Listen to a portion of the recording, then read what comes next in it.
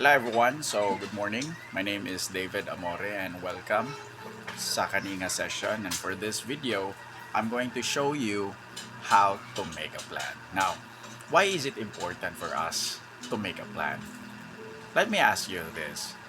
If the situation goes like this, you are going to build a very big house that is very beautiful. What do you think would be the first step? Is it building first or planning? Planning, right? But what if you're going to start doing the structure? You're going to build it. What do you think will happen if you don't have a plan? The result will not be as good as having a planning. But why is it lots of people are not planning? Right?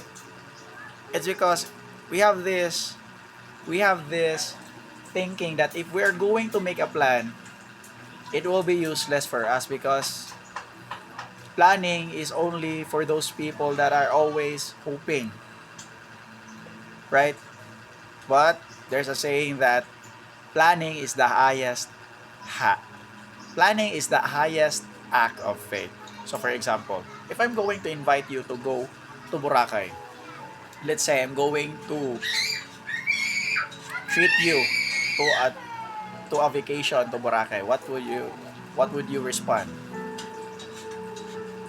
Siyempre, mag-impake ka, mag-prepare ka sa imong mga galingon, sa imong mga sinina, mga gamit. But why is it you're going to prepare nga wala pa man ta kaabot sa Boracay?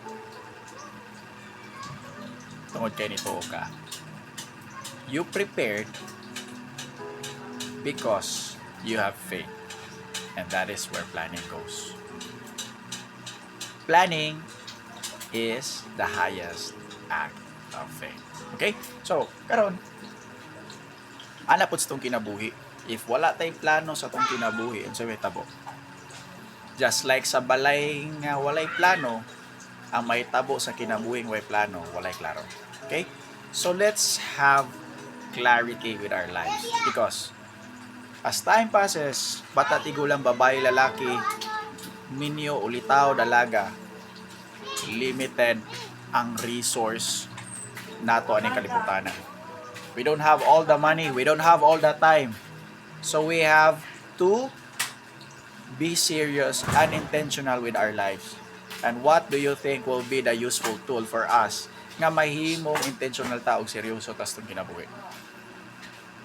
Planning. Okay? So wala na chichiburichi. Daming satsat mo March.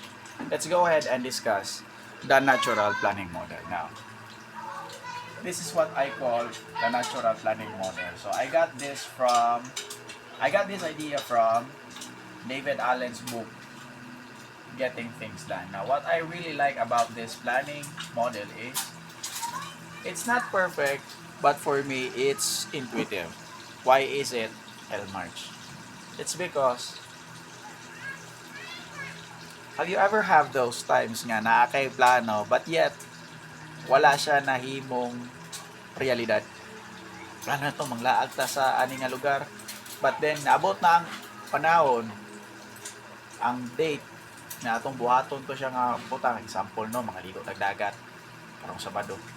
Pero pag abot sa Sabado, end up wala na hitabo ang kaligo nga atong nasabot. Nga naman, it's because sa atong plano na ay kulang.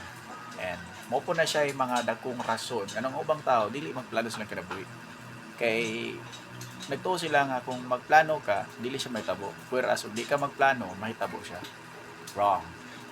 There is lacking in our planning and that's where what we are going to discuss right now. Okay, so let's proceed. Okay. Sa tanang plano na to, we should have always a goal in mind. Unsa man gyud atong ganahan may tabo. Okay, so let's write a goal here. So for this case, let us say, let's make things simple. Ganahan tang magluto og sudan. Magluto og sudan. Okay? Now, I know nga daghan kay tang mga ideas nga nitungha sa ato ang una-una. But just bear with me because you will understand this. Why is it? We're going to use these steps. Okay, so number 1. Labaw sa tanan, kinanglan, mag-una na sa purpose. Why? And direta laban masangit. Now, para nato, ganong importante mang magluto kay sukan. Now, this is very important guys. It's because kung wala kay dakong rason nga buhaton ng usa ka plano, end up dili na siya may tabong ano man. Dili man bugat sa imuha nga buhaton na siya nga plano. So, sa tanan natong plano, kinanglan atong matubag nganong importante man eh. So, just for example, for this one, I'm going to answer it. Kay gigutom ko. Okay? Now, sa inumura siya o gitawag o too obvious and common sense na kayo, but we have to go with this process. Now, karon nga natubag na to ang una nga why, we're going to ask another why. Nganong importante maning magluto ko kay gutom ko? Tungod kay ganahan ko nga mabusog ko. So ako rin hindi pa simplihan guys ha. Now, I'm going to proceed with another why. Now, you will get the reason behind why I always ask this word or this question why. Nganong importante man nga mabusog ko? Kay importante ang pagkaon para mabuhi. So ako itong magdiri is para mabuhi. Obvious. Inanglan kang mukaon para mabuhi. Now, I'm going to ask another why again. Okay. Now, anong importante man nato para mabuhi? Grabe no? Nagkalaw naman ba? Kani palang gani stage gani. So, ano ko importante nga mabuhi ta. Hindi ta ganahan mamatay. Atari mo ta, sulat na to. Para dili mamatay. Obvious kayo, no? Para di mamatay.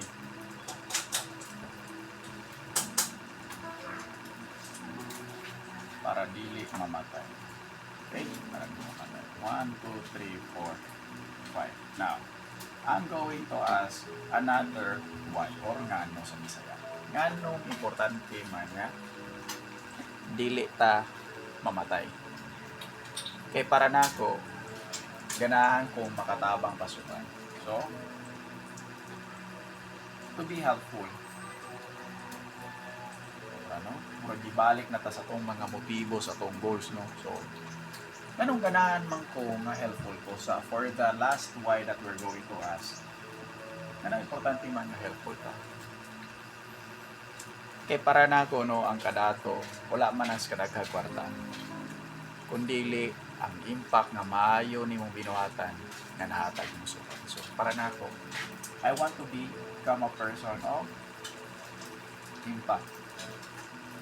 So muna no ang first nga portion sa itong planning. Okay? Ang atong intent is ganahan ta nga mahimo ta klase sa tao nga maka-impact sa tuwang si katao.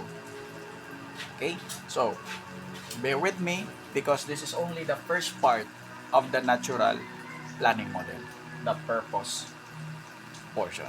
So, sa sunod nga video, akong i-discuss na po ninyo ang second part. And, don't miss it because kulang atong planning. Dili ta mo proceed sa next part. So, that's it everyone and have a good one. Thank you.